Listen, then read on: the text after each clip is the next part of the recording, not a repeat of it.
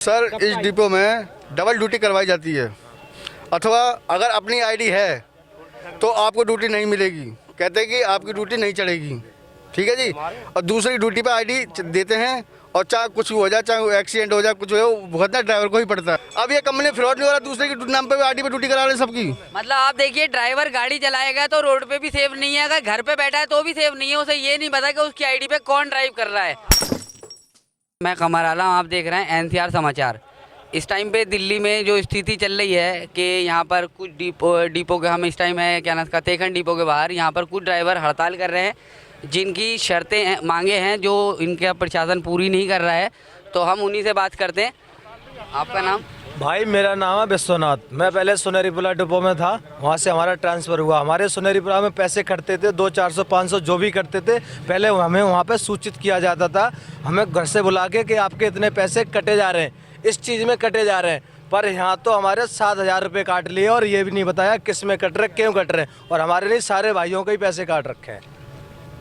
तो अभी तक आपको कोई मतलब बुला करके कोई कार्रवाई नहीं की गई है? नहीं की, हमें कोई कार्रवाई नहीं की, ना हमें बताया, और हमारे पैसे काट लिए गए। अच्छा, हाँ जी। और आप कुछ? भाई साहब ये कह रहे हैं कि इनको, भाई मेरा नाम प्रदीप है, ये कह रहे हैं कि भाई बैच के काट रहे हैं, ना हमें बैच के कागज दिखाए, ना कुछ दिखाया, ना रट्टियों तक ले गए, और 3500 रुपये के बता रहे थे ये। फिर क्या नाम काट रहे 2500 या 1800, वे 2500 18 किस बात के काट रहे हैं सर जी? जबकि आपका जो बैच जो बनता है, जो आपके पेपर हैं, वो दिल्ली गवर्नमेंट कितना लेती है? वे तो 1800 रुपये या 1200 रुपये लेते हैं। तो यानी कि आपसे 2500 3,000 रुपए करके काट रहे हैं। हाँ जी। तो आपने इस बारे 35 आपने इस बारे में किसी से बात करी? किसी से क्या करे, बात ही नहीं करते सर जी। बात नहीं करते, चलिए अच्छी बात है जी। हमारा बोलेंगे, लाइसेंस है। एक एक करके बोलिएगा। हम बोलेंगे। हम कह रहे हैं भाई साहब, मैं महेश कुमार शर्मा बोल रहा हूँ, 52,450 है। पहले हम सुनेरीपुरा डिपो में थे, अब यहाँ तहखंड में आए। यहाँ कहते हैं कि पंच करो, स्टैंड पंच ना करें। डीटीसी में तो पंच कोई करता नहीं है, जो उसके भी पैसे काटते हैं। हम जब भी अपना सहन कर जाते हैं, क्या 300 रुपये, 400 रुपये, 5,500, 1,000 रुपये कुछ नहीं है।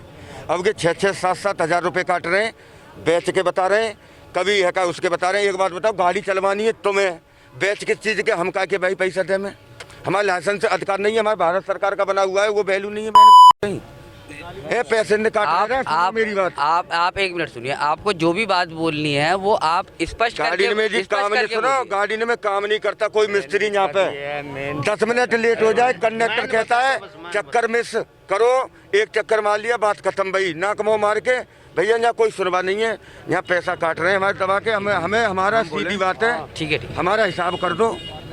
हमारा तुम्हारा लिख रहे तुम ले लो, और हमारा लिख रहे हमें दे दो, हमारा कल तक का हिसाब कर दो। ओके, धन्यवाद। जी, आपका नाम? सर मेरा नाम मोहन शर्मा है और मैं भी इसी तेखन डिपो में ड्राइवर के पद पे कार्यरत हूँ। आईडी 52,619 है। और फिलहाल में वैसे भी इनके शोषण इस प्रकार हैं कि मतलब एक लिमिट होती है आदमी को दबाने की, इनकी अनलिमिट है, जिसके कारण मैंने यूनियन भी बनाई है। मैं फ़िलहाल में अपनी यूनियन का अध्यक्ष हूँ और ये भाई सारे अपने साथ हैं, और मुझे इन्हीं भाइयों की आवाज़ उठानी पड़ती है क्योंकि शोषण होता है। और शोषण भी ये इस तरीके से करते हैं कि मरता क्या नहीं करता, ऐसे दबाव दे दिए जाते हैं कि यहाँ आया परदेसी आदमी, किराए पे रहता है, बच्चे पालता है, उसके 100 खर्चे हैं, और वो अपनी मजबूरियों में दब जाता है। और यदि कोई भी कार्रवाई की जाती है तो उसके करने में 50 आदमी होते हैं अगर, तो क्या करते, मैनेजमेंट का एक फार्मूला है, 1 by 1 फूट डालो, राज करो, एक को बुलाओ, एक को तोड़ो, दूसरे को बुलाओ, दूसरे को तोड़ो। मतलब आप सब लोगों से वो बात करने के लिए तैयार नहीं, आपको अकेले अकेले करके बुलाया जाता है? जी, इकट्ठे किसी को नहीं बुलाते, एक एक करके बुलाते हैं। एक को कहते हैं कि ऐसा है, आप किसी के चक्कर में ना पड़िए, आप ड्यूटी करिए, आप माफ़ीनामा लिख के दीजिए। इस चीज़ के लिए मैंने पीएफ का केस करा, उसके लिए भी हमारे साथियों से माफ़ीनामा लिखवाया गया। क्यों, आपका पीएफ कटता नहीं है क्या? पीएफ कटता है, लेकिन जो कटना चाहिए उस बेस पे नहीं कटता है। क्योंकि देखो, हमारी गाड़ियां चलती हैं डीटीसी की पॉलिसी के अंदर, टर्म्स ऑफ कंडीशन डीटीसी की सारी लागू होती हैं। जब डीटीसी का पीएफ ग्रोस सैलरी पे कटता है तो हमारा पीएफ ग्रोस सैलरी पे ना काट के बेसिक पे काटते हैं, वो भी बेसिक। हमारा इन्होंने 8,000 कुछ रुपये दिखा रखा है, जबकि सैलरी हमारी 19,000 रुपये हो रही है इस टाइम। 19,472 है, लेकिन 8,000 कुछ रुपये इन्होंने बेसिक सैलरी दिखा रखी, जिसके बिहाफ पे ये पीएफ काटा जाता है। और जबकि मेरे पास आई हैव पूरे वो इनका वो है, मेरे पास सुप्रीम कोर्ट का जजमेंट है जिसमें सुप्रीम कोर्ट ने बोला हुआ है कि कंपनी को ऑथराइज है वो बेसिक पे कोई भी लागू कर सकता है, लेकिन पीएफ की जो डिडक्शन है, यू हैव ग्रोस सैलरी, आपकी जितनी आपने इनकम की, ओवर टाइम किया, मेहनत की, आपने 25,000 कमाया, तो 25,000 पे आपका पीएफ काट के उसके बाद क्या कहते हैं बाकी जो फैसिलिटीज़ हैं वो आप ग्रोस सैलरी पे करिए, कुछ भी करिए, नो इशू। लेकिन हमारा पीएफ काटा जाता है ग्रोस सैलरी पे, उस पे बेसिक सैलरी पे, और ड्राइवरों के आवाज़ उठाने पे उनको धमकी दी जाती है कि आपको नो ड्यूटी कर दिया जाएगा, टर्मिनेट कर दिया जाएगा, इस रूट से उठा के दूसरे रूट पे फेंक दिया जाएगा। मतलब आप देख रहे हैं कि इन्होंने बोला है कि क्या नाम का, इन्होंने कोर्ट में ये चीज़ केस दायर करा था। जब ये कोर्ट की नहीं सुन रहे तो इन ड्राइवरों की कैसे सुनेंगे। इनका सीधा सा मोटिव ये है कि इनकी जो बसें चल रही हैं वो दिल्ली गवर्नमेंट के अंडर चल रही हैं, जो कि दिल्ली गवर्नमेंट डीटीसी के रूल्स रेगुलेशन है, उनसे अलग ये लोग अपना रूल्स रेगुलेशन बना के चला रहे हैं। और दूसरी बात ये कि यहाँ पर दिल्ली सरकार को या आपकी जो ये बसें हैं, ये दिल्ली सरकार या आपका कोई इसका ऑनर है? नहीं, ये एक्चुअली क्या है, डीटीसी की सारी गाइडलाइन होती हैं, लेकिन डीटीसी का बजट जो होता है, आपने भी देखा होगा कई सालों से डीटीसी ने कोई नई बस हायर नहीं खरीदी नहीं है, नई बसें नहीं आई हैं। तो उन्होंने क्या एक मोटिव बना लिया है कि कॉन्ट्रैक्ट पे ये बसें कॉन्ट्रैक्ट पे हैं, टेंडर दिया गया जिसमें क्या कहते हैं डीम्स डिपार्टमेंट है, डीम्स डिपार्टमेंट में उस डीम्स डिपार्टमेंट ने टेंडर लिया और उसने 2 वेंडर हायर किए, एक ट्रिग जो कंडक्टर देती है और एक एडी ब्राउजन जो हमारी कंपनी है, और ऐसे कई कंपनियां हैं जो दिल्ली में क्लस्टर बसें चलवाती हैं। तो दोनों लोगों को दिया गया। तो ये सारी गाइडलाइन जो डीटीसी की होनी चाहिए, इन्होंने अपने रूल रेगुलेशन बना लिए, पैसे काटने के नए नए फॉर्मूले ईजाद कर लिए कि डीटीसी रोड पे चल रही है, सवारियां वो भी उठा रही है, सवारियां हम भी उठा रहे हैं, सेम पॉलिसी के अंदर चल रही है।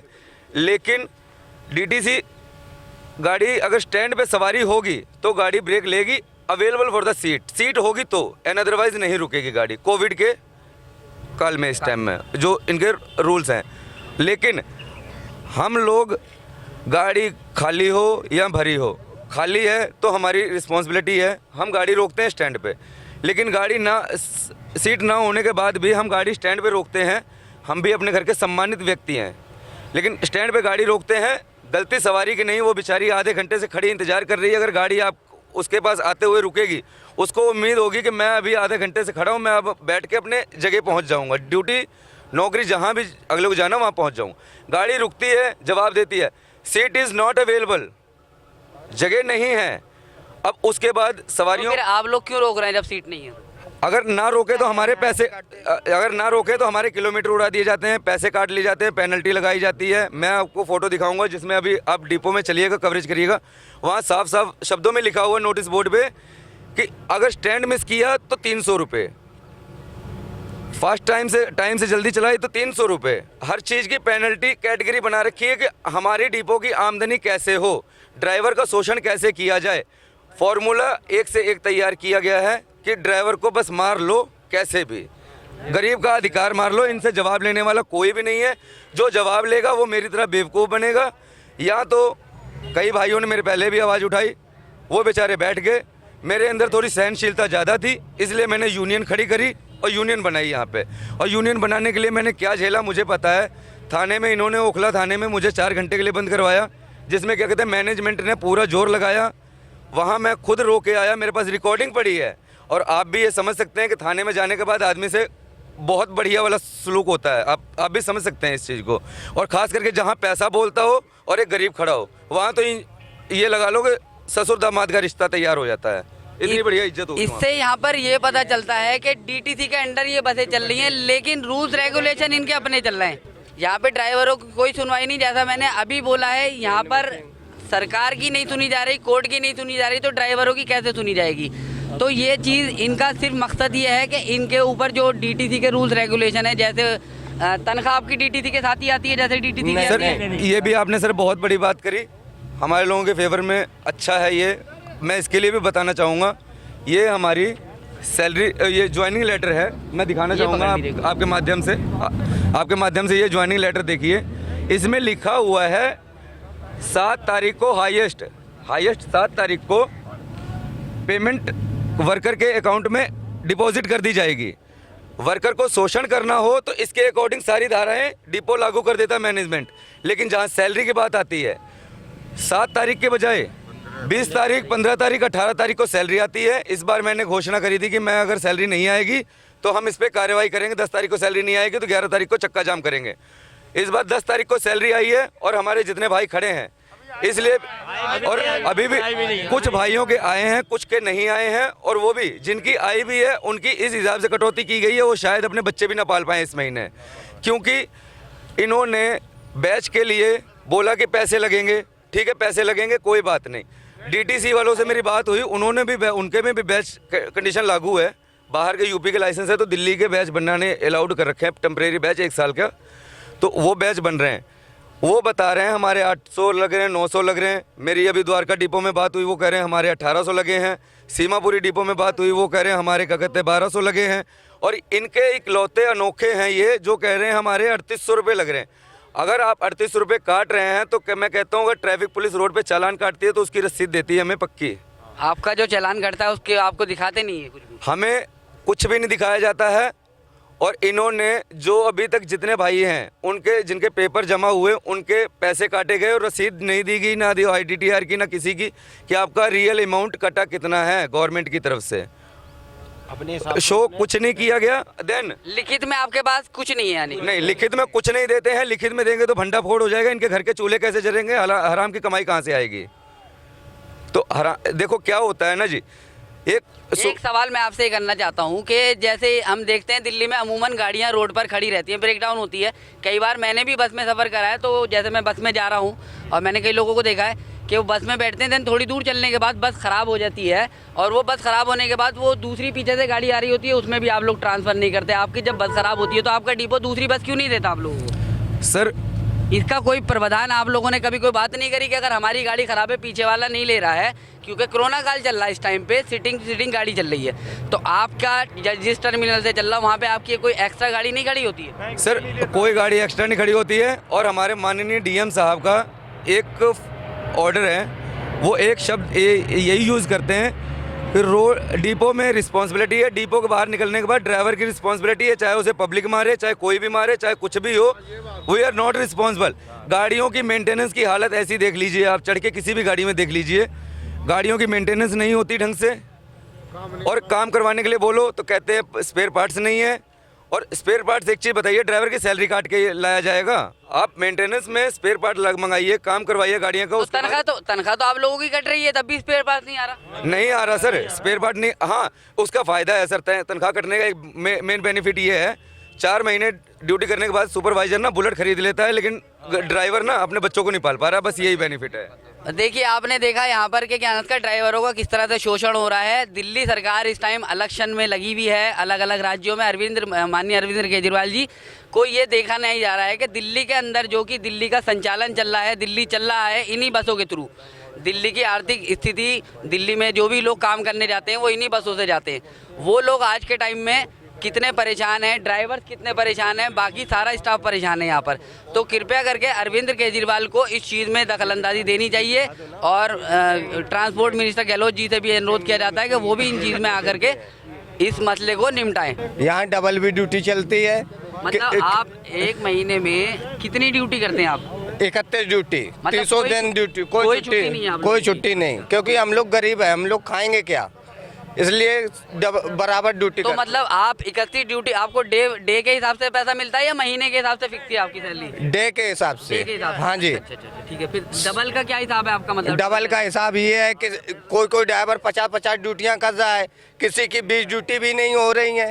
जैसे कि अभी एक भाई ने बोला था कि डिम्स बोलता है कि क्या ना, इसका स्टैंड पंच नहीं करने पे पैसे कट रहे हैं, और तो डबल ड्यूटी का कोई प्रावधान नहीं है आप लोगों का? नहीं, ड्यूटी के लिए कोई मना नहीं करता आप लोगों को? नहीं, डिम्स मना करते हैं, लेकिन ये लोग करवाते हैं, ये जबरदस्ती करवाते हैं आपसे? जबरदस्ती करवा रहे हैं। करते तो क्या होता है फिर? कुछ नहीं, नो ड्यूटी कर देंगे, घर बैठा देंगे, ये करते हैं। किसी 50 ड्यूटियाँ करवा रहे हैं। एक ड्यूटी कितने घंटे की होती है? 8 घंटे की। यानी कि एक ड्राइवर 16 घंटे बस चला रहा है और उसके पैसे कट रहे हैं। अगर वो ऐसा नहीं करता तो उसके पैसे काट लिए जाते हैं या उसे नो ड्यूटी कर दिया जाता है। मेमो के हिसाब से इनका जो रूल रेगुलेशन है लिखित है, वो मेमो आपको दिखा सकते हैं। बट सर ये कहते हैं कि पैसे जो कट रहे हैं बैच के वगैरह के कट रहे हैं, बट ये है बैच के हर महीने कटते हैं या पहली बार ही कट रहे हैं? नहीं, पहली बार ही कटते हैं सर, हाँ साल में एक बार कटते हैं, बट हमारा तो दिल्ली होल्डर है सर, हमारे क्यों कट रहा है फिर? तो ये तो अभी एक भाई बोल रहा था कि ये यूपी वाले मतलब जो बाहरी स्टेट के लोग हैं उनके कट रहे हैं, जब आपका दिल्ली का है तो आपके पैसे क्यों कटे हैं? ये पता नहीं सर, वो तो ये चीज़ आपने पता करने की कोशिश नहीं करी क्या? सर कोशिश करते हैं, वो कह रहे भैया हमें नहीं पता। तब पता पड़ेगा। ठीक है, देखिए आप और जी कहना चाहता हूँ सर, क्या नाम है आपका? मेरा नाम मुनीश कुमार नाम मेरा, ID 5219 है मेरी।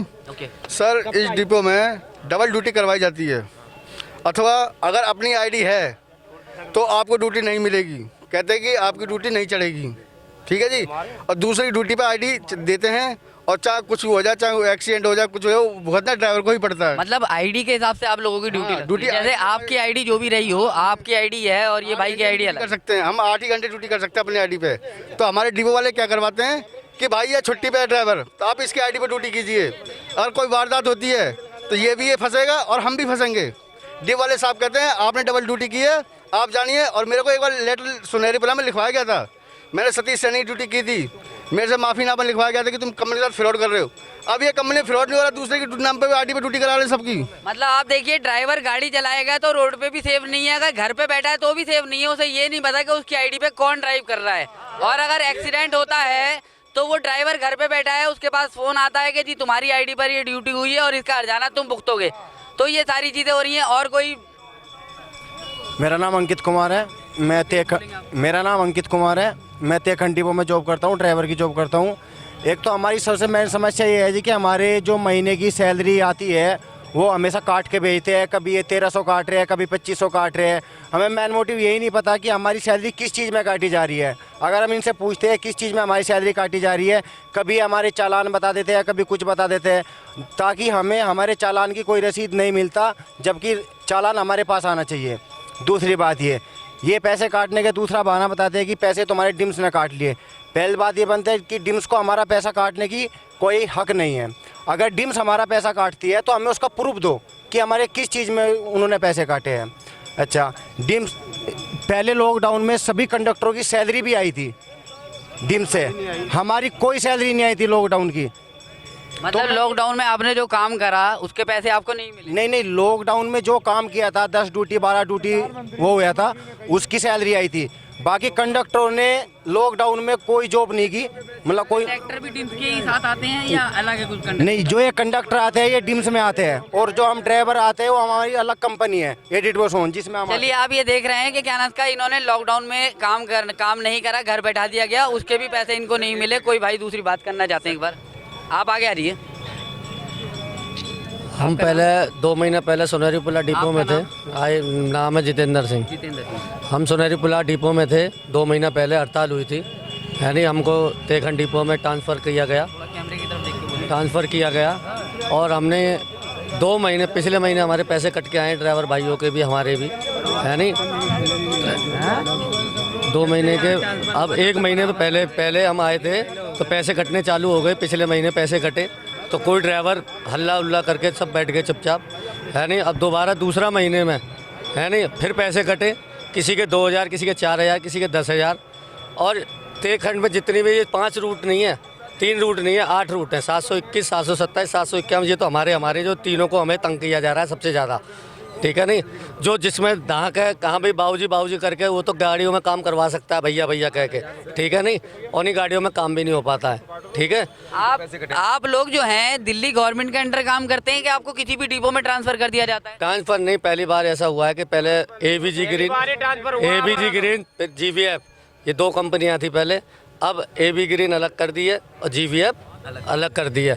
अब GVF के जो तीनों रूट हैं, है नहीं, इसमें आपको दिखाई दे रहा होगा कि 3 रूट के ही ड्राइवर यहाँ पे खड़े हैं और 5 रूट हैं, इसमें कोई ड्राइवर और अन्यथा नहीं आ पाया यहाँ। क्यों? अच्छा, जो दूसरे डिपो से लोग आए थे वही लोग यहाँ पे हड़ताल कर रहे हैं, उनको परेशान किया जा रहा है। ये ओके, परेशान करा जा रहा है। उनको परेशान इसलिए किया जा रहा है कि पहले तो कहते कि 1200 रुपये तुम्हारे बैच के कटेंगे, पिछले महीने कागज़, आधार कार्ड, पैन कार्ड, लाइसेंस की फ़ोटो स्टेट सब जमा हो गई है, पर इन्होंने 1200 को बता के फिर 1700 बताए। अब जब कागज़ जमा हो गए तो इन्होंने 3400 रुपये पूरे बताए हैं, ठीक है जी। आप देख रहे हैं किस तरह से ड्राइवरों का शोषण हो रहा है। और अब हम आगे देखते हैं डिपो की हालत कि ये आपका नाम क्या है? मेरा नाम उमिंदर कुमार, अच्छा, आईडी मेरी 5184 है, 721 का मैं रूट चलाऊँ। पिछले महीने मैं 31 ड्यूटी करी और 24 ड्यूटी करी ओके। जितने रूल है सारे रूल अपनाए इनके। स्टैंड पे भी करी रोकी गाड़ी, जहाँ फिर स्टेज है वैसे भी तो रुकती है। तो मेरी सैलरी आई 22,500 रुपये, 22,400 कुछ रुपये पिछले महीने। तो मैं देखा मेरी सैलरी आनी थी कम से कम 28,000 रुपये, 28,000 रुपये। तो मैं इनके पास गया, इन्होंने बताया क्या लगा तेरे 4200 रुपये कट रहे, क्या लगा तेने ये स्टैंड छोड़ दिया, ये कट दिया, मतलब ऐसी ऐसी बात बताई इन्होंने। क्या लगा तू तो वो कहीं लिखित में दिखाते हैं या कुछ दिखाते हैं आपको आपका स्टैंड? अपने को उसमें कंप्यूटर में दिखाया इन्होंने, सिर्फ कोई वो नहीं है। क्या लगा ये हमारी समझ में क्या आ रहा है, इसमें क्या यानी क्या नहीं कुछ बता दो वहाँ पर। क्या लगा ये स्टैंड मिस कर दिया। आपको जब आपकी तनख्वाह आती है तो आपको लिखित में नहीं दिया जाता कि आपके इतने इतने पैसे कटे? नहीं नहीं नहीं, हमें तो उसमें सैलरी स्लिप में आता है कटाया, उसमें चलान लिख के और पैसे आगे काटते हैं। नहीं, वो चलान तो साथ में आता होगा ना, ये चलान इस जगह पे इतने बज के इतने मिनट पे कटा था। तो मेरी पिछले महीने 22,500 सैलरी आनी थी, 28,000 कम से कम मेरी सैलरी बढ़ती थी। आप देखिए इन भाई की 28,000 रुपये तनख्वाह आनी चाहिए थी इनके हिसाब से जितनी इन्होंने ड्यूटी करी है, जबकि तनख्वाह ये थी 22,000 रुपये, यानी कि 6,000 रुपये एक मिडिल क्लास इंसान के ऊपर कितना भारी। आज के टाइम में 6,000 रुपये महीना कोई इंसान नहीं कमा पा रहा है और यहाँ पे 6,000 रुपये ड्राइवर से कट रहे हैं। कितने ड्राइवर रहते हैं आप यहाँ पे? कितने ड्राइवर हैं? 100 ड्राइवर होंगे पूरे डिपो में 100 ड्राइवर? नहीं नहीं ज़्यादा है, हमारे 3 रूट के ड्राइवर कम से कम 100 है। आप पूरे डिपो को बताइए मुझे। कम से कम 600। 500 कटते सबके ही हैं पैसे? सबके करते हैं। तो इस हिसाब से आप अंदाजा लगा सकते हैं कितने लाख रुपए का घोटाला यहाँ पर हो रहा है ये ड्राइवरों की तनख्वाह से। और अन्य कुछ पैसे अंदर भी कटते होंगे या डिपो में जैसा चल रहा है। अभी हम इनसे बात करते हैं, फिर उसके बाद अंदर चलते हैं। मैं अंदर जाके दिखाता हूँ कि डिपो की स्थिति क्या है, क्या काम चल रहा है। आप सर ये जो बैच के पैसे काटे हैं ना, जिसकी कोटेशन रियल बताई जाए आपको, जो गवर्नमेंट फीस है, अभी आईडीटीआर मैंने भी की, रिन्यूअल मेरा लाइसेंस था, तो आई थिंक आईडीटीआर जो आपका जो लाइसेंस है कहाँ का है? मेरा दिल्ली का लाइसेंस बैच है। फिर भी आपका बैच बन रहा है? हाँ नहीं, मेरा दिल्ली का लाइसेंस बैच है, मेरा बैच नहीं बनवा रहे हैं, लेकिन मेरे पास अभी एक भाई ने यहाँ बोला कि मेरा दिल्ली का लाइसेंस है फिर भी मेरा बैच बना रहे हैं। नहीं, उसका बैच नहीं बनवा रहे हैं, लेकिन दिल्ली का लाइसेंस बैच होने के बाद भी मेरे भी पैसे कटे। आखिर मेरे किस लिए कटे?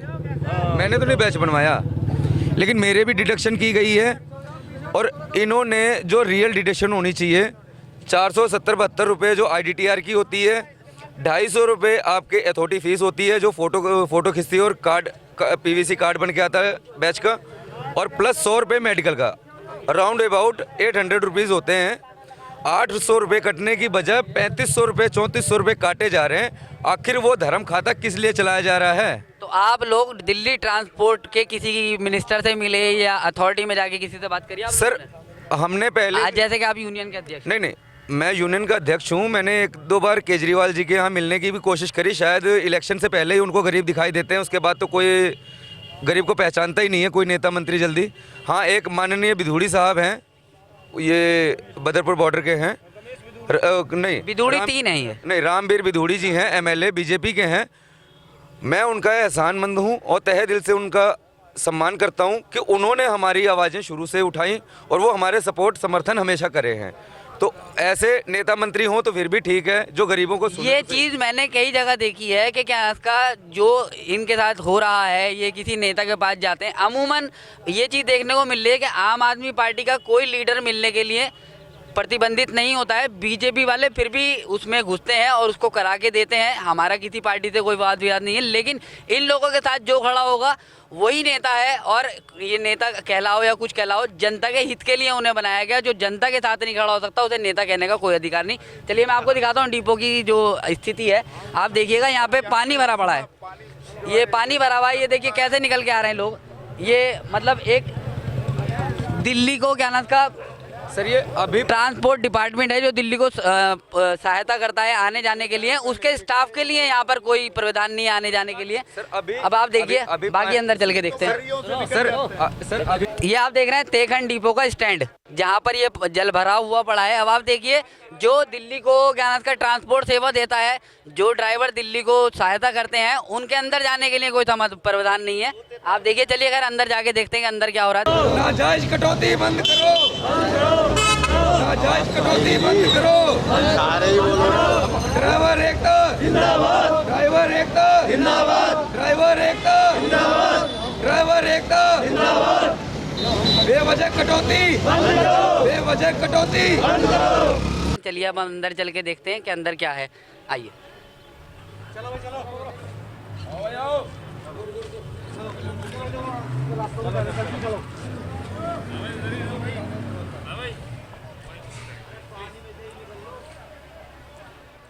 कि सर इन लोगों को डर है कि आज हमारी पोल खुल जाएगी कैमरे के आगे और ये वीडियो हो सकता है हमारी गवर्नमेंट तक पहुंच जाए, जिससे इनका भंडाफोड़ हो जाए, इन पे कानूनी कार्रवाई भी हो सकती है। इसलिए हमें अंदर जाने से मना किया जा रहा है। अभी कैमरा नहीं जाने दे रहे हैं, मना किया जा रहा है। आप इनकी समझ सकते हैं मन में मंशा क्या चल रही है इनकी। सर मेरी अभी डिपो के ऑपरेशन मैनेजर माननीय शैलेंद्र जी हैं, जिन्होंने अभी कुछ देर पहले हमें अनुमति दी थी अंदर आके बात करने के लिए। अब उन्होंने मीडिया कैमरा देखा, जिससे उन्होंने मना कर दिया, कह रहे कि हम बात नहीं करेंगे। और डिपो मैनेजर साहब का ऑर्डर है कि हम बात नहीं करेंगे कैमरे के आगे। एक काम करिए, आप लोग अपनी जो भी शिकायत है आप हमें लिखित में दीजिए। हम तो लिखित में दे देंगे, लेकिन हमें लिखित में मिले कि हम उस पर उचित कार्रवाई भी होगी। लेकिन इन्होंने मिलने से मना कर दिया। अब हम एक ही रास्ता अपनाएंगे। अब यहाँ से हम सीधा ओखला थाना फेस 1 पे कूच कर रहे हैं और जितनी कटौती हो रही है उसके अगेंस्ट हम लिखित में FIR करने चल रहे हैं इनके ऊपर। अब ये देखना है हमारा प्रशासन हमारी FIR लिखता है कि नहीं लिखता है, या वहाँ भी हमारे गरीबों का शोषण होता है। हम वहाँ जा रहे हैं एक अपने छीने हुए अधिकार की गुहार करने के लिए। FIR करेंगे और अगर वहाँ पे FIR नोट होती है तो उम्मीद करता हूँ हमारी कुछ कार्रवाई हो सकती है। अब सारी चीज़ दिल्ली पुलिस के ऊपर डिपेंड है कि वो क्या करते हैं। आप देख सकते हैं कि प्रशासन इनसे मिलने के लिए मना कर रहा है। अब ये लोग दिल्ली पुलिस के पास जा रहे हैं गुहार लगाने कि दिल्ली पुलिस इनकी सुनती है नहीं सुनती है। अगर दिल्ली पुलिस इनकी सुनती है तो इनको किस तरह से इंसाफ मिलेगा? क्या डिपो प्रशासन अपने ही तरीके से कुछ करेगा? तो अब इस चीज़ के लिए आगे देखिएगा कि क्या नाम का इनका किस तरह से चल रहा है कि इनसे लिखित में मांगा जा रहा है, लिखित में, लेकिन इनको दिया नहीं जा रहा है। इनका टोटल शोषण हो रहा है। तो कृपया दिल्ली सरकार को इसमें हस्तक्षेप करने बहुत ज़रूरी है। आप देख रहे हैं NCR समाचार, मैं कमर आलम।